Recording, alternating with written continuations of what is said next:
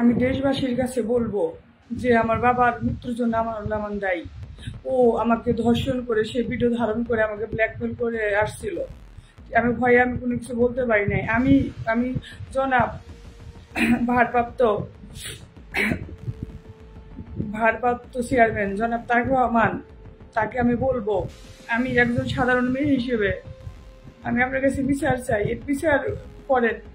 আমাকে যে কোনো সময় আমাকে মেরে ফেলতে পারে। আমাকে দেখার মতন কেউ নাই এখন।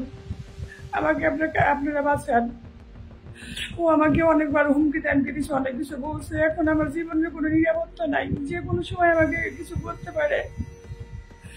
আমাকে আপনারা সহযোগিতা করুন। আমি দেশবাসীকে বলবো, আপনারা আমার পাশে একটু দাঁড়ান, আমারও একটু কথা বলেন। প্রশাসন আমার কোনো কথা শুনবে না, তারা আমার কোনো কথা শুনতেছে না। এবং সাংবাদিক ভাইদেরও বলবো, যেটা সত্য, সত্যকে সত্য বলতে শিখুন। ঠিক আছে, আপনারা আমানুল্লাহ আমানের ক্ষমতা আছে, সে প্রভাবশালী নেতা, ও সেন্ট্রালের নেতা বলে আপনারা ওর ভয়ে আমার সত্যগুলো আপনারা তুলে ধরবেন না। আমার হয়ে আপনারা কথা বলবেন না। আমি তো অন্যায় কোনো কিছু বলি নাই। যেটা আমার সাথে ঘটছে সেটা আপনাদের বলছি যে আমার হয়ে একটু দাঁড়ান, আমার পাশে একটু দাঁড়ান, আমার হয়ে কথা বলেন। কিন্তু আপনারা করতেছেন না, আপনারা আমার পাশে দাঁড়াইতেছেন না। যখন আমি মারা যাব, তখন আমার লাশ নিয়ে আপনারা মিছিল করবেন, তখন নিউজ করবেন যে এই মেয়েকে হত্যা করা হয়েছে, ও গুম করা হয়েছে, তখন আপনারা আসবেন। এখন আমি সাংবাদিক ভাইদের বলবো যে ভাই, আপনারা ও প্রভাবশালী নেতা বলে ওর ভয়ে আপনারা আমার পাশে দাঁড়াইতেছেন না। আমি বলবো যে আপনারা আমার পাশে দাঁড়ান, একটু আমাকে একটু সহযোগিতা করুন, আমাকে বাঁচান। আমার সুষ্ঠু একটা বিচার আমি চাই। দেশবাসীর কাছে আমি বলবো, হাত অনুরোধ করে বলবো যে আমার জন্য আপনারা আমার পাশে একটু দাঁড়ান। আমার বয়স্ক মাটা নিয়ে আমি বাসায় থাকি, সারাদিন আমার মাটা ভয়ে ভয়ে থাকে, আমার কখন কি হয়ে যায়। আপনারা আমার পাশে দাঁড়ান। আমি দেশবাসীর কাছে, আমি একজন সাধারণ মেয়ে হয়ে আমি সবাইয়ের কাছে বলতেছি, আপনারা আমার একটু পাশে থাকেন। আমি যেন সুষ্ঠু বিচারটা পাই, সেটাই অনুরোধ আপনাদের কাছে।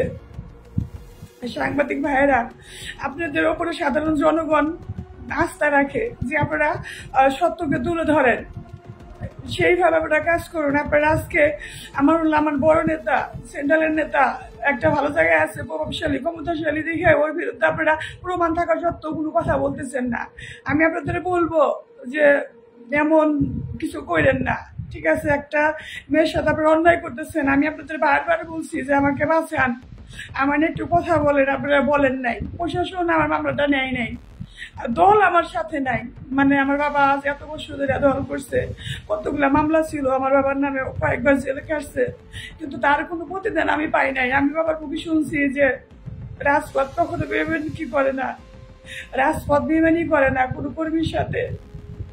তাই আমি বলবো দেশ নায়ক তারেক রহমানকে যে আমাকে বাঁচান, আমাকে বাঁচান আপনারা। যে কোনো সময় আমার একটা দুর্ঘটনা হতে পারে, আমার পাশে দাঁড়ান, আমার সঠিক বিচারটা আপনারা করিয়ে দেন। আসসালামু আলাইকুম।